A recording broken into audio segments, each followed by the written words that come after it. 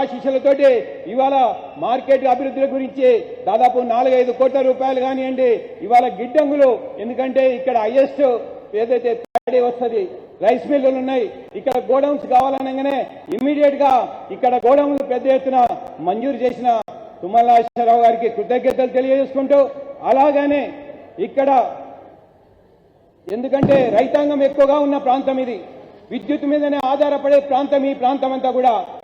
బట్టేనని అడగగానే ఇక్కడ మనం ఇవాళ మహబూబాబాద్ లో చేసుకున్నాం.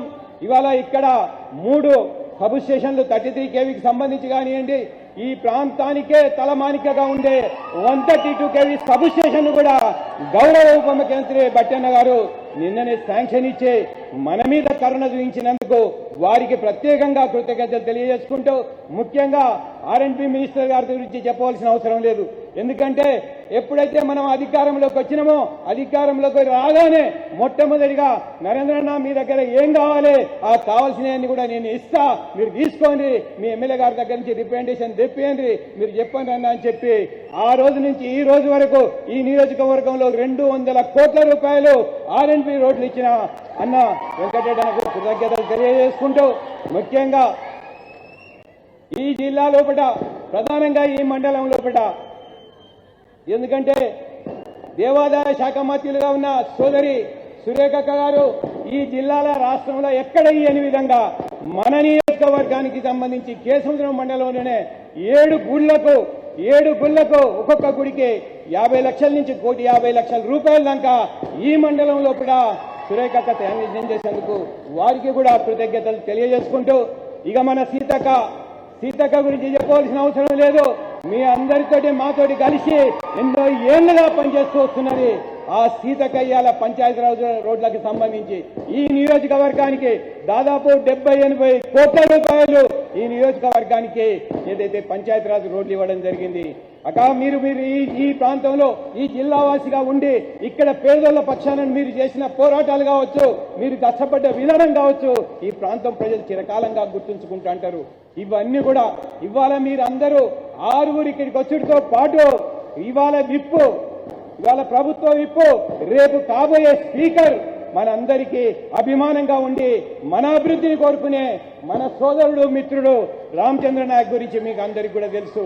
ఎందుకంటే ఇవాళ మన జిల్లాకు, మన నియోజకవర్గానికి, మన కేసముద్రం ప్రాంతానికి ఇవాళ ఇంత పెద్ద ఎత్తున ఈ రాష్ట్రాన్ని నడిపించే మంత్రివర్గంలో ముఖ్యులంతా కూడా మొత్తం ఇక్కడికి వచ్చి మనల్ని ఆశీర్వదించడం ఉంటే నిజంగా మేమందరికి కూడా మీకు కృతజ్ఞతగా రుణపడి ఉంటామని చెప్పి తెలియజేసుకుంటూ, ప్రధానంగా అన్నా మీరు ఇవాళ ఈ 18 నెలల్లో చేసిన అభివృద్ధి కార్యక్రమాలు ఏమైతే ఉన్నాయో, మీరు చేసిన సంక్షేమ కార్యక్రమాలు ఏమున్నాయో చరిత్రలో ఎవ్వరూ చేయలేదు. మనం చెప్పే దాంట్లో ఏంటంటే ఒక స్కీమ్ పోయేవారికే ఒక స్కీమ్ వదులుతున్నాం, ఒక స్కీమ్ పోయేవారికి ఒక స్కీమ్ ఇచ్చేవారికే ప్రజలకి ఏమేమి ఇస్తానో అనేది కూడా గుర్తు పెట్టుకునే విధంగా ఉన్నది. మనం అధికారంలో వచ్చిన మొదటి రోజునే, 2వ రోజునే మీ అందరి ఆధ్వర్యం లోపల మహిళలకు ఉచిత ఏదైతే బస్సు సౌకర్యాన్ని కల్పించినాం, ఆ రోజు నుంచి మొదలుపెట్టి మనం ఏదైతే ఉన్నదో 10 లక్షల రూపాయలు ఏదైతే ఆరోగ్యపరంగా ఆరోగ్యశ్రీ పథకాన్ని తీసుకొచ్చినాం, దానితో పాటు 25 లక్షల మందికి 21,00,000 కోట్ల రూపాయలు కేవలం 3 నెలల లోపలనే మనం రుణమాఫీ సౌకర్యాన్ని కల్పించినాం. ఇవాళ మీ ఆధ్వర్యంలో, మీ అందరి ఆధ్వర్యంలో రేవంత్ రెడ్డి గారి గౌరవ ముఖ్యమంత్రి గారి నాయకత్వంలో కూడా మీరిస్తున్న ఇవాళ సన్న బియ్యానికి సంబంధించి ఇవాళ ఏదైతే ఆ రోజుల్లో మహానుభావుడు ఎన్టీ రామారావు గారు తెల్ల బియ్యాన్ని ఏదైతే ఇంట్రడ్యూస్ చేస్తే 40 ఏళ్ల తర్వాత ఇవాళ మీ నాయకత్వంలో కూడా ఇవాళ సన్న బియ్యాన్ని తినే అవకాశాన్ని ఈ రాష్ట్రంలో ప్రజలకు మీరు ఇవ్వడం జరిగింది. ఇది మామూలు విషయం కాదన్నా. తినే ప్రతి బుక్కలో ఇవాళ ఈ రేవంత్ రెడ్డి గారి నాయకత్వంలో మీరందరూ కూడా తినే ప్రతి బుక్కలో మీరు అవుపడే అవకాశం ఉన్నదన్న. ఇవాళ ఏదైతే రేషన్ కార్డులకు సంబంధించి ఇవాళ రాష్ట్రంలో 10 ఏళ్ల అధికారంలో ఉన్న తెలంగాణ రాష్ట్ర సమితి ప్రభుత్వం ఒక్క రేషన్ కార్డు కూడా ఇవ్వకపోతే మనం అధికారంలోకి వచ్చిన తర్వాత ఇవాళ దాదాపు 40 లక్షల మంది రేషన్ కార్డు లబ్ధిదారులను ఇవాళ మనం ఇస్తున్నాం. రేపు వచ్చే 14వ తేదీన మనం తుంగతుర్తిలో ఒక పెద్ద మీటింగ్ పెట్టుకొని ఈ 40 లక్షల మంది కార్డులు ఇచ్చే కార్యక్రమాన్ని పెద్ద ఎత్తున మనం ఇంట్రడ్యూస్ చేయబోతున్నాం.